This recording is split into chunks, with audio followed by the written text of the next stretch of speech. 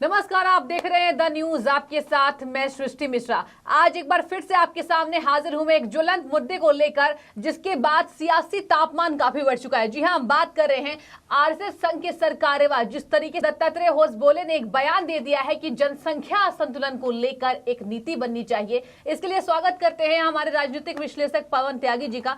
Sir, सबसे पहले बहुत स्वागत है आपका। सर, चर्चा करते हैं जिस तरीके से सियासी घमासान अब मच गया है आरएसएस के बयान को लेकर कि जनसंख्या को लेकर नीति बननी चाहिए, और घुसपैठ कई तरीके के बयान सामने आए हैं। सबसे पहले तो आरएसएस की इस बयान को आप कितना जायज मानते हैं? देखिए, जो संघ की चिंता है जी, वो अपनी जगह पूरी तरह जायज है, और ये संघ की नहीं है तो पूरे देश की चिंता है। और ये चिंता आज से नहीं है, ये चिंता तब से है जब से हमारा 1947 में देश का बंटवारा हुआ। वो हालात पैदा हो गए कि लोगों ने कहा कि हम डायरेक्ट एक्शन करेंगे, वरना हमें हमारा एक राष्ट्र दे दीजिए, हमें हमारा मेहनताना चाहिए, क्योंकि हमने देश की आज़ादी में लड़ाई लड़ी है। और उस समय जिन्ना नाम का एक नेता खड़ा होता है, और वो मुस्लिमों के लिए ये कहता है कि हम हिंदुओं के साथ रह ही नहीं सकते, उनकी विचारधारा और हमारी विचारधारा एक दूसरे से मेल नहीं खाती, और इसलिए हमें एक अलग स्थान चाहिए। और उस समय पाक स्थान यानी पवित्र स्थान के नाम पर उन्होंने एक देश का टुकड़ा अलग मांगा, और उसके बाकायदा हस्ताक्षर हुए। हिंदू उसमें सहमत नहीं थे, भारत माता का बंटवारा कोई नहीं चाहता था, लेकिन धर्म के आधार पर उस समय बंटवारा हुआ। और उस समय आप ध्यान रखिए, मात्र 24% आबादी थी, जो 1941 की जनगणना के आधार पर है। 24% ने इस देश का एक टुकड़ा अलग करा दिया। हिंदुओं को यह कह दिया गया कि या तो आराम से दे दीजिए, वरना कत्लेआम मचेगा और डायरेक्ट एक्शन होगा। और उसके बाद भी जो आंकड़े हैं, सरकारी आंकड़े एक तरह से जो हैं, उसमें बताया गया कि 10 लाख हिंदुओं के कत्लेआम हुए, 6 लाख महिलाओं के साथ, हिंदू महिलाओं के साथ रेप हुआ। क्या दोष था? केवल इसलिए कि आपने कुछ लड़ाई लड़ी है और आप उस लड़ाई लड़ने के आधार पर एक स्थान मांग रहे हैं। जो देश की आज़ादी की लड़ाई थी वो तो सिखों ने भी लड़ी, वो तो क्रिश्चियन भी उस समय थोड़े बहुत जो भी थे, लेकिन उन्होंने भी लड़ी, वो जैनों ने भी लड़ी, वो बौद्धों ने भी लड़ी। तो अगर सब कहते, बौद्ध कहते हमें भी अलग चाहिए, सिख कहते हमें भी एक अलग चाहिए, तो इस देश के अनेक टुकड़े होते। लेकिन एक टुकड़ा धर्म के आधार पर हुआ। लोगों ने सोचा समस्या का समाधान हो जाएगा, एक बार होने दो। हुआ कि पीएफआई एक प्लान पे काम कर रहा था कि 2047 तक इस देश को फिर से इस्लामिक राष्ट्र बनाना, और इस देश के कम से कम 5 टुकड़े करना, विभाजन करना, यानी एक और बड़ा विभाजन। इसकी प्लानिंग का हिस्सा था। और उस प्लानिंग में इन लोगों ने प्लान किया कि घुसपैठ की भी मदद ली जा रही है, धर्मांतरण किया जा रहा है, और उसी में इनकी प्लानिंग है कि जो दलित वर्ग है उसको अपने में मिला लो। उस तरह की साजिश, इसका खुलासा हुआ पिछले दिनों एनआईए के द्वारा। और जब ये खुलासा हो गया है कि कोई लोग हमारे देश के फिर से टुकड़ा करना चाहते हैं, तो ये चिंता सबको होगी। संघ क्योंकि एक राष्ट्रभक्त संगठन है और भारत माता को अपनी मां मानकर सेवा करने वाला संगठन है, और इसलिए संघ की चिंता ये 100% जायज है। और सच है कि यदि इस पर अभी अंकुश नहीं लगा तो हम इस भारत का एक और विभाजन देखने के लिए तैयार रहे। पवन जी, आपने घुसपैठ की बात की, आपसे मैं जानना चाहूंगी कि वैसे कौन से हिस्से हैं भारत के जहां घुसपैठ को सबसे ज्यादा देखा जा रहा है और इससे भारतीय प्रभावित हो रहे हैं? अब देखें, जिस तरह से आपको पश्चिम बंगाल से खबरें आती हैं जी, वहां आए दिन हिंसा हो रही है, और हिंसा इस कदर हो रही है। अभी आप देखें कि वहां पुलिस थानों में भी तोड़फोड़ होती है, और पुलिस हाथ बांधे खड़ी रहती है। वहां के जो हिंदू हैं वहां वो बोल रहे हैं कि पुलिस तो उनके साथ मिल गई है। वहां इस तरह का चेंज आ चुका है पश्चिम बंगाल में कि जो घुसपैठिए हैं, बांग्लादेश से आए हुए और म्यांमार से आए हुए रोहिंग्या, पूरी तरह से वो उन्होंने सिस्टम को अपने कब्जे में कर लिया है। और जो सरकारें हैं, ममता बनर्जी सरकार वहां है, उनको केवल वोट बैंक की चिंता है, और इसलिए हिंदू मर रहा है, कट रहा है, घर में आग लगा दी जाती है, महिलाओं के साथ रेप हो रहे हैं, और इसलिए पलायन हो रहा है।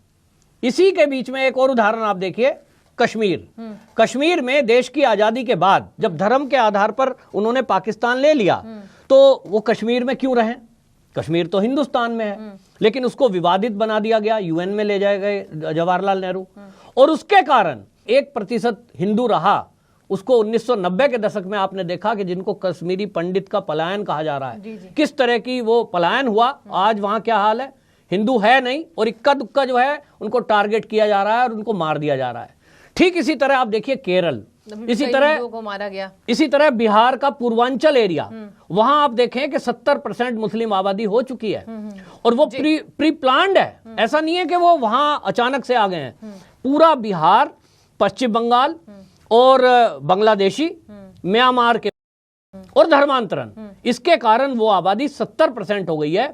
और पीएफआई के जो लोग पकड़े गए हैं, वो जो फुलवारी शरीफ से लोग पकड़े गए, ट्रेनिंग सेंटर जो हथियार चलाना सिखा रहे थे जिसमें बम भी थे, उनकी प्लानिंग खुलासा हुआ है कि वो बिहार के उस पूर्वोत्तर क्षेत्र को, जिसमें आपको बता दें पूर्णिया, कटिहार और पूर्वोत्तर का कुछ बिहार का एरिया, उसको मिलाकर पश्चिम बंगाल से अलग एक देश बनाने की योजना।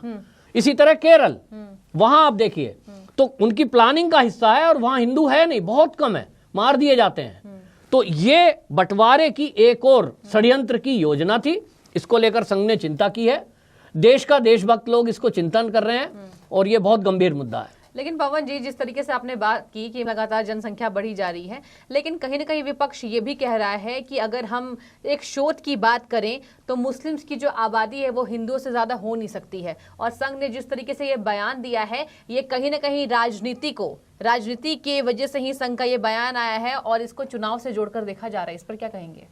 देखिए, यहाँ इस देश का एक दुर्भाग्य हमारा है कि इस देश में जो विपक्ष है जी, वो अपने राजनीतिक लाभ के लिए इस तरह से मुद्दों को मोल्ड करते हैं। कोई जांच होगी और ईडी अगर किसी को गिरफ्तार कर रही है, घर से आप देखिए करोड़ों रुपए बरामद हो रहे हैं, सबूत है, फिर वो न्यायालय में जा रहा है, न्यायपालिका देखती है कि सबूत हैं और गवाह हैं, उसके आधार पर उनको जेल भेज दिया। लेकिन ये लोग क्या बोलते हैं विपक्ष वाले, मोदी जी चुनाव की वजह से हमें परेशान कर रहे हैं। चुनाव तो हर महीने कहीं ना कहीं आ रहा है, 5-6 महीने में एक बार आ रहा है, तो क्या ईडी को बंद कर देना चाहिए? लेकिन कहना यही है कि चुनाव के वक्त ही ये हिंदू मुस्लिम की राजनीति क्यों होती है देश में? देखिए, चुनाव में ये मुद्दा आना चाहिए जी। ये हम सब देशवासियों को समझने की आवश्यकता है कि इस देश की चिंता करने वाले कौन लोग हैं जी। मैं बिल्कुल खुलकर कहता हूं कि अगर भारतीय जनता पार्टी पे ये आरोप लग रहा है कि वो राजनीति के तहत ये मुद्दा लाती है, तो निश्चित रूप से ये मुद्दा चुनाव में होना चाहिए कि इस देश की चिंता किसको है। जो इस देश की चिंता करेगा कि इस देश का बंटवारा नहीं होना चाहिए, इसकी चिंता भाजपा करती है, तो कम से कम इस देश में ऐसा नहीं है कि मुस्लिम आबादी के अंदर ये चिंतन मनन करने वाले लोग नहीं हैं। मुस्लिमों में भी आज वो खुलकर बोल रहे हैं कि जनसंख्या पर नियंत्रण होना चाहिए, इस देश में घुसपैठ बंद होनी चाहिए, हिंदुओं को अपने अधिकार मिलने चाहिए। आज आप देखिए कि तिरंगा यात्रा निकलती है उत्तर प्रदेश में तो चंदन नाम के व्यक्ति की हत्या कर दी जाती है, युवा की। इसी तरह रामनवमी पर पथराव होता है। इसी तरह आप देखिए सर तन से जुदा के यहां बयान आते हैं और लोगों को मारा जा रहा है। क्यों भाई? बोलने की आजादी, अभिव्यक्ति की आजादी एक तरफ आप बोलते हैं और दूसरी तरफ इस तरह की बातें हो रही हैं। तो यात्राओं पे, गणेश यात्राओं पे कितनी जगह पथराव हुआ। अगर धर्म के आधार पर दो देश बंट गए हैं तो आप यहां रह रहे हैं तो भैया फिर ठीक से रहो ना। वो हिंदुओं के लिए कौन सा देश है? तो राजनीति भारतीय जनता पार्टी का काम है और अगर वो हिंदुओं के हित की बात कर रही है तो हम हिंदुओं को सोचना चाहिए कि हमारे लिए जो देश और हिंदू की बात करने वाली है वो भाजपा है और भाजपा को ये अधिकार है कि वो अब वोट लेने के लिए ये बात कर रही है तो अच्छा है। क्योंकि राष्ट्रभक्ति की बात करने वाली यदि कोई पार्टी मुझे दिखाई दे रही है तो भाजपा के अलावा और कोई नहीं दिखता है। तो राजनीतिक मुद्दा तो है और होना चाहिए, लेकिन देश हित में है क्योंकि देश पहले है। आप देखिए इस देश में एक मुद्दा बड़ा चलता है, चुनाव में आप सभा में सुन लीजिए, जिन राज्यों में चुनाव है, गुजरात में आम आदमी पार्टी खड़ा है, जहां अभी चुनाव है आप सब जगह सुनेंगे बेरोजगारी है, महंगाई है, ये दो मुद्दे बड़े ज्वलंत हैं। ये क्यों है भाई? ये इसलिए है क्योंकि हमारे देश में आबादी ज्यादा है। सोचिए 150 करोड़ की आबादी, अगर ये 75 करोड़ होती मात्र, तो क्या जॉब जो है ज्यादा लोगों को नहीं मिलते?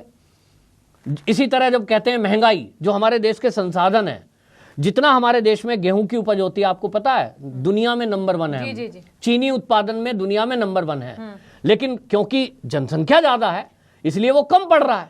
सीधा सा फंडा है कि एक परिवार में 10 बच्चे हैं, उसके जगह 5 होंगे तो उनको पोषण के लिए अच्छी चीजें खाने को ज्यादा मिलेंगी। तो कुपोषण, अशिक्षा, बेरोजगारी, ये जो लोग गिनवा रहे हैं ना विपक्ष वाले, उनको ये समझना चाहिए कि ये जनसंख्या से ही रिलेटेड है। तो जनसंख्या को नियंत्रण नहीं होने देंगे और बेरोजगारी और कुपोषण पर सवाल उठाएंगे, महंगाई पर सवाल उठाएंगे, तो ये है राजनीति गंदी। लोगों को ये समझना चाहिए। पवन जी, आपसे एक और बातों पर फोकस कराना चाहूंगी। जिस तरीके से ये कहा जा रहा है कि जनसंख्या नियंत्रण एक तरीके से ही हो पाएगी जब पलायन का भी हम देख रहे हैं, पलायन का मुद्दा गरमा रहा है, इसके साथ साथ धर्मांतरण एक बड़ा कारण बताया जा रहा है। तो ये मुद्दे की तौर पर उठाया जा रहा है या फिर ये जायज है? देखिए, जो चिंतन मनन हुआ है, संघ ने बोला है, और कश्मीर में हम हमारे भारत में देख रहे हैं कि वहां आप जिस तरह से हिंदुओं को मारा जा रहा है, कोई बचाने वाला नहीं है। लोग घर छोड़कर जाने को मजबूर। उत्तर प्रदेश के भी जब योगी सरकार नहीं थी तो कांधला एक एरिया है यहाँ पर बागपत जिले में, वो लोग घर छोड़ रहे थे। अब ये समस्या क्यों है, जनसंख्या वृद्धि क्यों होती जा रही है? उसका एक कारण जो गिनवाया है संघ के जो अधिकारी हैं, उन्होंने कहा धर्मांतरण जी। और ये धर्मांतरण तेजी से क्यों हो रहा है? तो इसके पीछे है एक बड़ी सोची समझी एक रणनीति और चालाकी है कि जो दलित हैं उनको आरक्षण का लाभ मिलता है। जी, जी। ये बाबा साहब भीमराव अंबेडकर जी ने उनकी उस समय स्थिति को देखते हुए कि भाई वो पिछड़े हुए हैं, अशिक्षित हैं, उनको आरक्षण की आवश्यकता है, ठीक है। तो SC ST OBC को आरक्षण में रखा गया। लेकिन अगर ईसाई बन गया और उसने धर्म परिवर्तन करके या तो इस्लाम स्वीकार कर लिया तो उसको आरक्षण का लाभ नहीं मिलेगा, नहीं मिलना चाहिए। लेकिन वो बड़ी चालाकी से उस लाभ को ले रहे हैं और इसके कारण हो ये रहा है कि गरीब दलित को टारगेट किया जा रहा है, धर्मांतरित किया जा रहा है, तो उसका धर्म भी परिवर्तन कर दिया और उसको जो आरक्षण के लाभ मिलने हैं वो भी मिल रहे हैं। तो इसके कारण, जबकि बाबा साहब ने जो ये कानून बनाया था, आपको बता दूं, वो इसी विचार से बनाया था कि उस समय भी धर्मांतरण हो रहा था और बाबा साहब ने देखा अछूत, वो जो है छुआछूत उसका एक कारण था। तो उन्होंने देखा भाई इनको कैसे रोका जाए जी। दलित अपनी मर्जी से धर्म परिवर्तन कर रहे हैं, तो उन्होंने कहा भाई जो दलित रहेगा उसको आरक्षण मिलेगा और जो धर्म परिवर्तन करा लेगा उसको नहीं मिलेगा। तो बाबा साहब की योजना थी कि भाई लोग धर्म परिवर्तन ना कराएं और उनको हिंदू रहते हुए ही सुविधा मिले और वो आगे बढ़े। लेकिन हुआ ये कि चालाकी से जिन्होंने धर्म परिवर्तन कर लिया उनको भी आरक्षण का लाभ मिल रहा है। इसी को रोकने के लिए संघ ने बात की है, ठीक है। तो ये कहना ये है कि वो दलितों के हक पर डांका डालना है, क्योंकि दलितों का हक है आरक्षण, ले रहा है उसको मुसलमान या क्रिश्चियन, क्यों ले? ठीक है, कुछ शब्दों में ही आपसे एक और सवाल पर बात करना चाहूंगी। क्या लगता है जिस तरीके से नियंत्रण पर कानून बनेगा, जनसंख्या नियंत्रण पर, भारत में कितना विकास देखने को मिलेगा?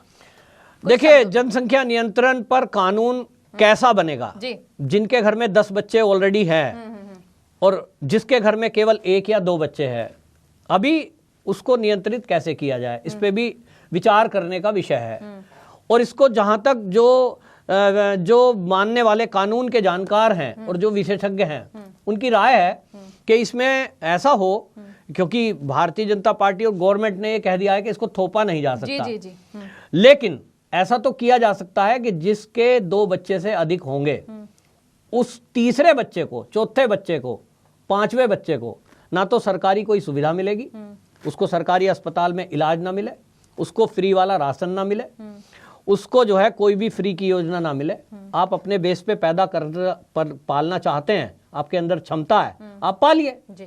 तो ये सबके लिए होगा, हिंदू हो या मुस्लिम, किसी को नहीं कहा जाएगा कि आप 2 बच्चे से ज्यादा मत करिए।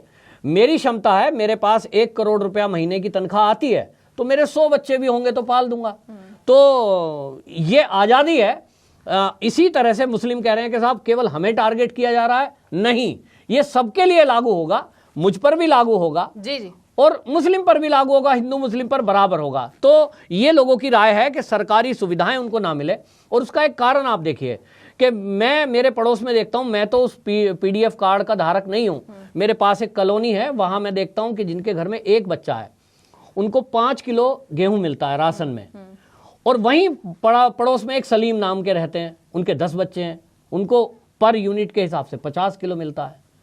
ये जो 50 किलो मिल रहा है, ये और एक को मिल रहा है 5 किलो, तो 5 किलो वाला वो संसाधन पर कम ले रहा है कब्जा, और एक 50 किलो ले रहा है, उसको फिर लगता है कि कुछ भी करने की आवश्यकता ही नहीं है, गेहूं आ गया और गेहूं को बाजार में बेच रहे हैं, खाया तो जाता नहीं है।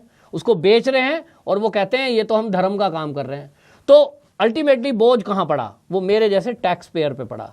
पैसे तो मेरे हैं ना, मेरी मर्जी से खर्च ही नहीं हो रहे। टैक्स देने वाले, ये भी एक हकीकत है कि जो टैक्स देने वाले हैं वो ज्यादातर हिंदू हैं।